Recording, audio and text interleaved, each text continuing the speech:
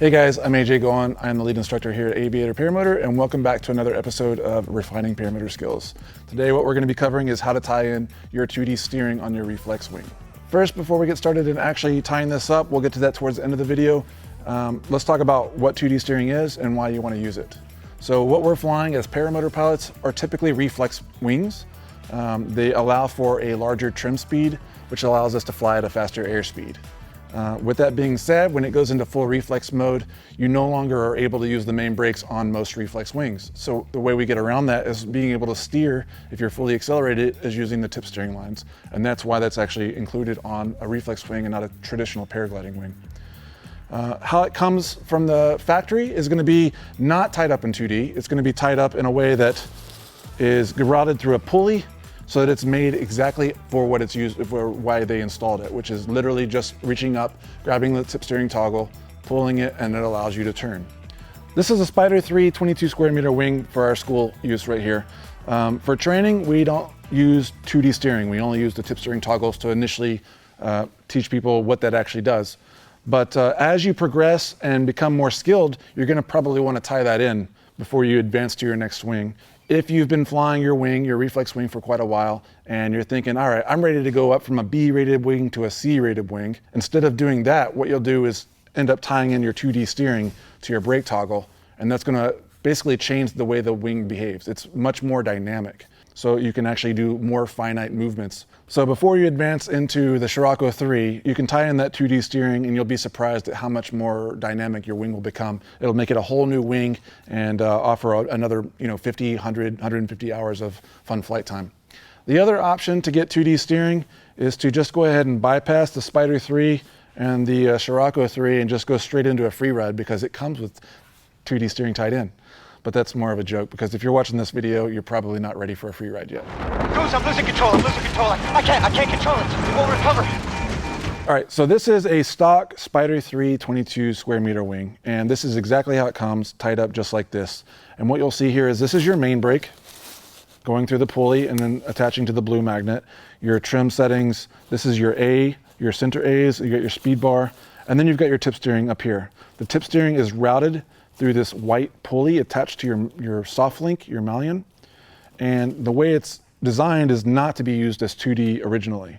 If you want to use 2D, what you'll end up doing is taking a Sharpie and drawing a black line around this knot, then untying this knot, pulling this yellow line out of this this white pulley, and then reattaching it to the tip steering toggle. What you're essentially doing is just pulling it out of this this white pulley. It looks just like a white Cheerio, basically. You're just gonna pull it out of there, reattach it with a bowline knot back at where that black line was marked. You're gonna leave everything else the same. You're gonna leave this bungee cord there so that if you drop it, it reattaches to the magnet without having to even focus on that. And this is gonna allow us to start playing with 2D steering to determine if we even like doing that or how to land or whatever we need to do to get better at 2D steering. So let's talk about that real quick. So the reason why we're doing this is because now it's offering a true 2D steering setup.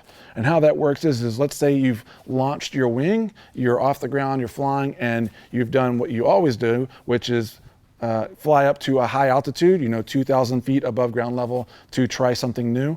And that's what we've done. We've got plenty of altitude. And now you want to reach up and try that 2D steering by just taking your index finger and looping it through your tip steering toggle. So now you have your main brake and your tip steering toggle in your hands, both hands equally. And what you can do is, mainly when you fly, you use your main brakes, you pull down. But now what you've done is you've added a tip steering toggle. So what you can do is use your main brakes by pushing out, or you can initiate just the tip steering line by pulling in. And that's what the 2D aspect of that is. And you can use both by pulling straight down and slightly in. And you can do more of each as you maneuver your hands. And that's kind of how you fly now, is you kind of maneuver your hands in a way that you can engage tip steering or just your main brakes or, whatever you want to do, basically. And if you do it really cool, you tie your tip steering in super loose, you can do it in a way that's in such that it's like receiving it from the Lord.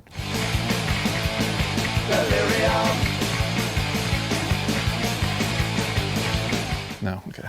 So really quick things to consider before you do any of this stuff and start playing around with 2D steering. One, you're not going to fly around with just your tip steer toggles and active pilot with that. If you're going to be flying with tip steer toggles, you should have your main brakes as well. Okay, you should put them in combination if you plan on flying in true 2D mode. The only reason why you would reach up and only grab a tip steering toggle is if you're just making a very small correction fully accelerated. That's about the only time you would do that. Otherwise, you should have your main brakes and your tip steering toggles in play. Otherwise, all you're going to be doing is diving and rolling and losing lots of altitude. Again, that's where you're going to want to go up to lots of altitude and play around with this stuff before going too deep into tying everything together. My next tip is going to be after you've spent some time playing around with the temporary setup, like we've just talked about, is now you can start tying in your actual tip steering toggle to your main brake. And how you do that is you essentially just untie this from your little toggle and route it outside of your main pulley and you just tie it into your main brake, which I'll show you here in just a second. And what that's going to allow it to do is be more of a permanent setup for your 2D steering. Now, where you want to err on the side of caution is not to go to the actual black line that you made earlier, but measure a little bit longer. And that's going to allow for a little more room for error so that you can slowly ease into that 2D steering and you're not already engaging 2D steering before you even get off the ground. A good thing to always do, obviously, is if you make any adjustments or changes to your wing is to always go out and kite it. Make sure that you're not engaging any kind of brake when you trim in or trim out and go from there. So what I'm going to do is take this Sharpie and go ahead and mark this line here, which has already kind of got a faded one. See this knot? I'm just going to go around the top of that knot, making a line for reference, just like that. So now I've got a black line all the way around the top of that knot, so I know exactly where to retie it up to. I'm going to untie this knot. And again, this is a bowline knot. And for this configuration, I will just pull it out of the white Cheerio. I like to call it the white Cheerio. It's basically a pulley. And then reattach it to the tip steering toggle. And then tie it up in a bowline knot. 5 minutes later. You've reattached the bowline knot with the excess material. You just route it through. You can just sit there and circle it, or you can tie some more knots up. The idea is you just don't want a bunch of line dangling to where it can go through your paramotor cage. So now you've got this tip steering toggle outside of your main pulley or your Cheerio pulley. And if you're wanting to fly around, you reach up with your main brake, you grab your toggle, and now you're in a 2D configuration.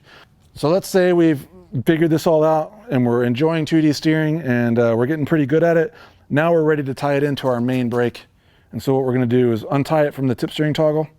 And I'm just going to set this aside for the moment being. And what you're going to do is going to come down here to the bottom of the riser. And you're going to take this magnet and toggle off. And it's pretty simple. All you have to do is loosen this little loop, which comes through itself, like so. You basically just pull this toggle through the loop and then remove it from the riser. I've removed my tip steering toggle. Now I'm going to tie in my tip steering to the main brake. And this is where you're going to want to get a tape measure and measure down maybe 3 extra inches as a starting point. Make a line, and that'll be your starting reference. Go out, kite it, see where it's at and engaging, and then go and fly it. It's going to be tighter than what you're probably imagining the first time you fly it. So erring on the side of looseness is better than trying to get it just right the first time. I encourage going out and flying multiple times with it, a little bit loose, and then slowly inching your way back in. So again, you're going to want to make sure you route it outside of your main pulley. So this is your main toggle. You're just going to tie it directly to your brake toggle here. All right, so I've routed it through, and I'm going to do that bowline knot. 5 minutes later. I'm going to do the exact same thing I did with my other excess line. I'm not going to cut it. I'm just going to route it through the hole multiple times. The other option is to just come over here and kind of tie a knot, whether it be another bowline knot or just something to get it out of the way. So now, as you can see, I've got my tip steering outside of the pulley, 2D. This is full 2D tied in permanently. So like I mentioned earlier, guys, this is going to be used for more control with your wing. It's going to offer the ability to make smaller movements faster, and it reacts quickly and allows just for more control over the wing.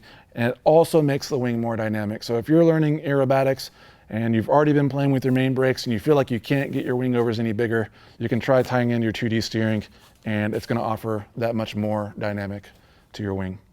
So the question may be, what do I do now if I'm fully accelerated when my trim's all the way out and on full speed bar? How do I make a turn? Well, as you learned in the speed bar video, you can actually move your feet back and forth to make those adjustments.